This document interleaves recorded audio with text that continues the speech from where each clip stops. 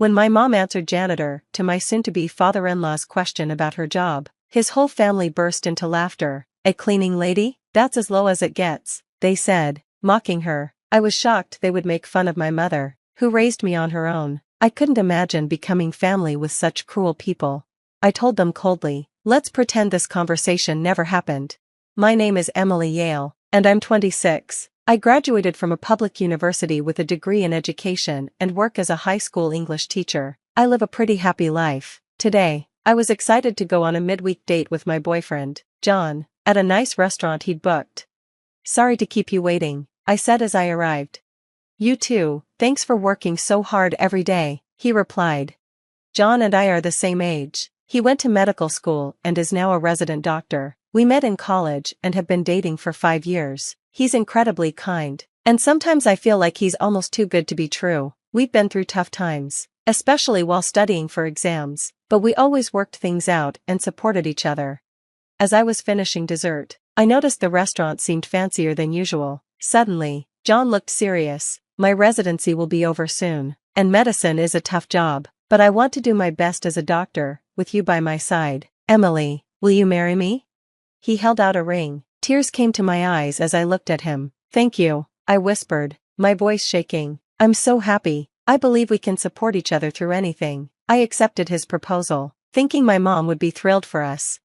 My mom, Linda, lost her husband when I was young and raised me by herself. Even though her father, my grandfather, suggested we move in with him, she chose to live alone with me, and we've been together just the two of us ever since. I didn't even meet my grandparents until I was in elementary school.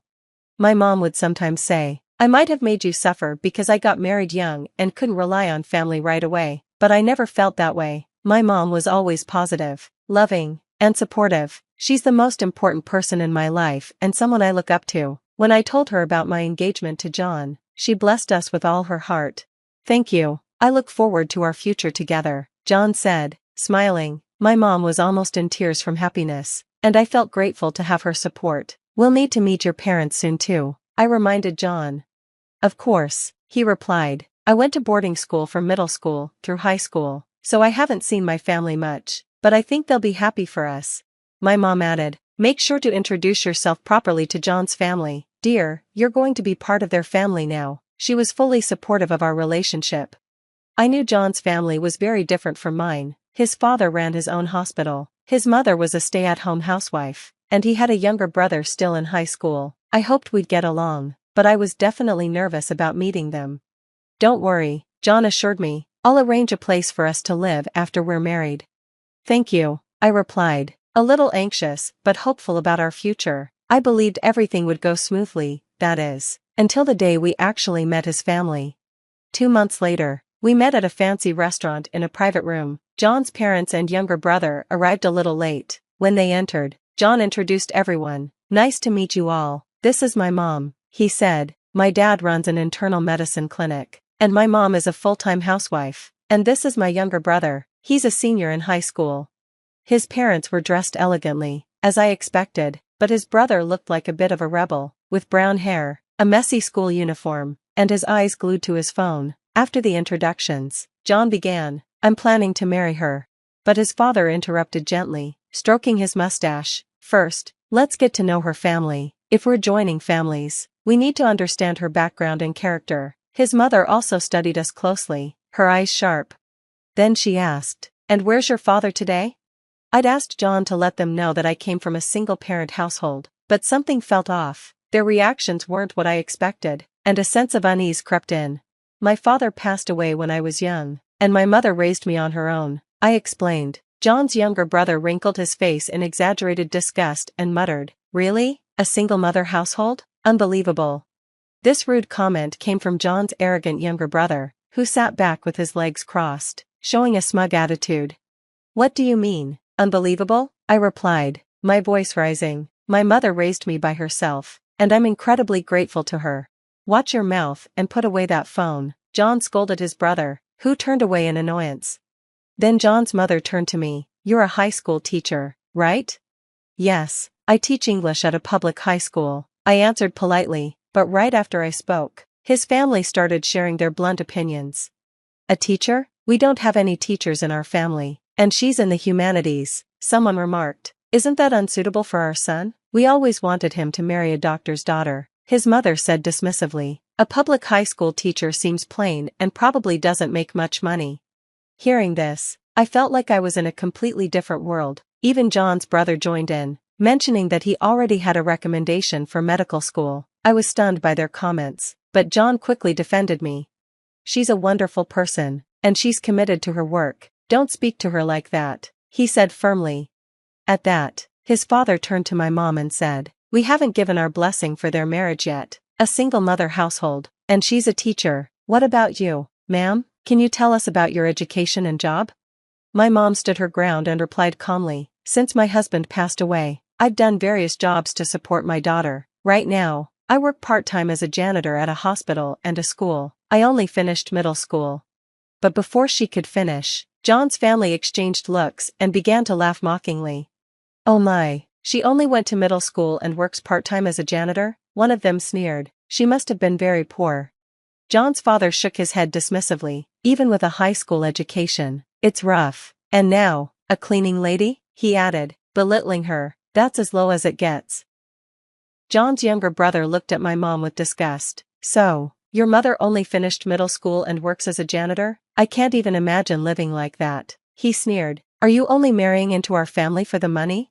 John's mother furrowed her eyebrows dramatically, delivering the final blow. Just as I thought, we absolutely cannot approve this marriage. Then his father spoke as if giving a final verdict. I was stunned. It was one thing for them to insult me, but to mock my mother, who raised me on her own, was too much. I couldn't imagine joining a family like this. I motioned for my mom to stay seated and stood up. I understand how you all feel, so let's consider this meeting as if it never happened. Is that acceptable? I said, my voice cold and expression blank. After a moment of silence, his family exchanged glances and burst out laughing. You thought you were making an important announcement, they sneered. We're the ones who wanted to end the engagement. Did you realize you were about to be rejected and, out of pride, decided to break it off yourself? His parents looked smug. Wait, that's not it. John couldn't tolerate their behavior anymore and quickly spoke up. I'm sorry, I can't be part of this family if they're so disrespectful. I'm truly sorry, he said, apologizing to me and my mother. For a moment, his parents stopped laughing, surprised by John's serious tone. Why are you apologizing? His mother snapped. You should find someone more suitable, maybe a fellow doctor or even a wealthy woman. I stopped John from saying anything more and asked his family a question. Would it have been different if I were a wealthy heiress? His mother replied, of course, even if you're not a doctor, being wealthy would be no problem. You could support our hospital financially, right, dear? His father nodded. That might actually be better for us. I realized it was time to reveal the truth. So, you turned down such an opportunity? I said, a hint of challenge in my voice. They looked at me, confused. What do you mean? Are you sure you wouldn't want to miss out on what I could bring to this family? I replied, holding their gaze as their expressions shifted to curiosity and disbelief. John sighed heavily, rubbing his temples in frustration. What's wrong? You've been acting strange, his father asked, clearly not understanding the situation. Did you even listen to their introductions? John replied, exasperated. Doesn't the name Yale mean anything to you? His father looked confused for a moment, then dismissive. Yale? No, why would I remember a name like that? John sighed and clarified. My fiancé's grandfather is the chairman of Yale Academy, the elite institution with schools from kindergarten to university, including a medical school and a hospital. His father's eyes widened in shock. Wait, that Yale? Yes, that Yale, John confirmed, now looking at his parents with a stern expression. I took this opportunity to speak up. You're surprised? You thought I was lying because my mother is a janitor? Well, she is, but not in the way you think. They looked at me, puzzled. My mother works as a janitor in hospitals and schools. Yes, but I'm talking about Yale hospitals and graduate schools. She's undercover, observing the actual conditions in the schools and hospitals. It's part of a task assigned directly by my grandfather to ensure quality and uncover any issues. His parents were stunned. They exchanged worried glances and stammered. Why didn't you tell us something so important earlier? Maybe you would have known if you'd actually listened to what I was saying instead of making assumptions. I said coldly, but it's too late for that. You insulted my mother without knowing the full story. Then I added quietly, by the way, my mother didn't leave school because of a lack of ambition, she had to drop out of middle school due to poor health as a child. My mom has a brother who carries on the family line, so when she was young, my grandfather prioritized her health over education. After middle school, she moved to the countryside to rest and recover. While living there, she met my father, and they fell in love. My grandparents had wanted her to marry into a prestigious family, so she had a huge argument with them and left to start a new life with my dad. They lived independently, without support from her family. When my father passed away, my grandparents suggested that we move back with them, knowing my mom was raising me alone, but my mom was too proud to go back right away. She felt guilty about how she'd left. Over time, though, they started reconnecting. My mom even changed her last name back to Yale, to help give me a stronger future. John's younger brother looked shocked and speechless, so I turned to him and asked, I heard you got recommended for medical school, which one? The unexpected question caught him off guard. Vassar College, he stammered. At that, his mom suddenly looked nervous, realizing something. Vassar College is a sister school to Yale, she said quietly. If today's events were reported, your admission recommendation could be in trouble, right? John's father tried to brush it off, but in his flustered state, he accidentally admitted, we paid a little extra to help him make up for his grades. There's no way that can be revoked now.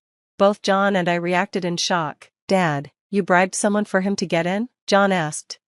No, that's not what I meant, his father stammered, clearly rattled. His mother and younger brother were looking pale. I continued, the president of Vassar College is my uncle. If I report this, I'm sure he'll investigate. His mother, her face turning red, snapped, you don't have the authority to make threats like that. No, I don't, I replied calmly, but I've already been offered a position to eventually work at Yale. I'm currently teaching in a public school to gain experience, as a condition for that role.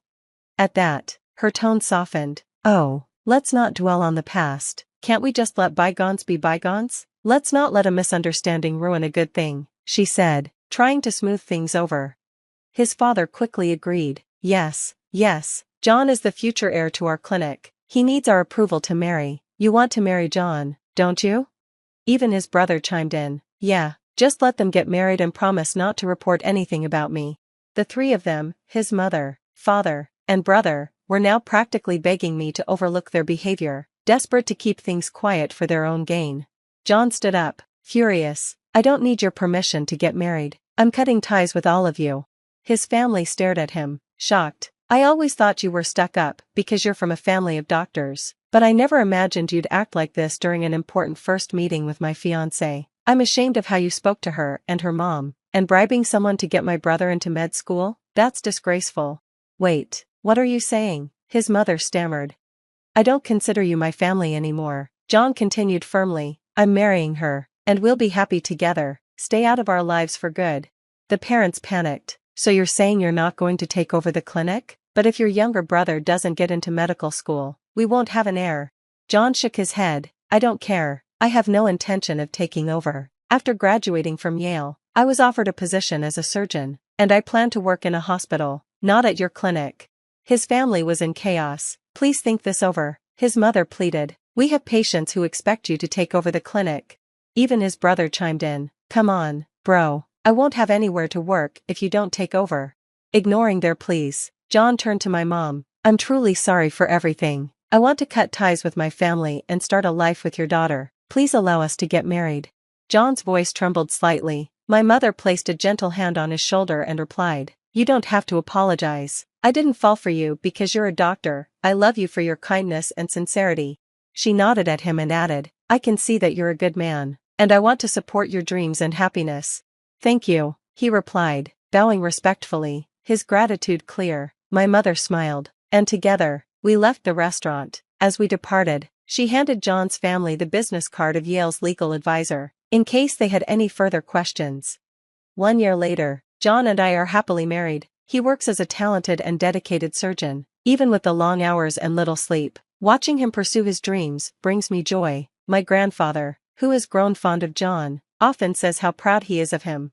My grandfather hopes that one day John will join Yale University's hospital. As for John's family, things took a turn. The bribery that got his younger brother a recommendation for medical school was uncovered, and the teacher who accepted the bribe was punished. Since his brother was already a poor student with no grades to back him up, his recommendation was revoked. He tried to get into medical school through regular admissions, but he didn't pass. Now, he's supposed to be studying while taking a gap year, though it's unclear how serious he is about it. Hopefully, this experience will teach him the value of hard work and empathy. Meanwhile, John's parents' clinic has struggled. Patients began leaving after realizing John wouldn't take over, and financial problems quickly grew. His father's arrogance and his mother's difficult attitude led to nurses and other staff quitting. News of the college bribery scandal spread, causing relatives and people in the industry to avoid them. Finally, they had no choice but to close the clinic. As for me, my grandfather has asked me to study educational administration so that, in addition to being a teacher, I can also contribute to managing our family's educational institutions. Guided by my uncle and experienced mentors, I'm learning how to grow as a professional, step by step. Seeing me take on these challenges, my mom is proud, saying it's wonderful to see our family becoming stronger together. Her words mean a lot to me, and I feel deeply grateful. My days are busy, and there's so much to learn, but I'm blessed with a fulfilling life and endless support from my beloved mother and husband.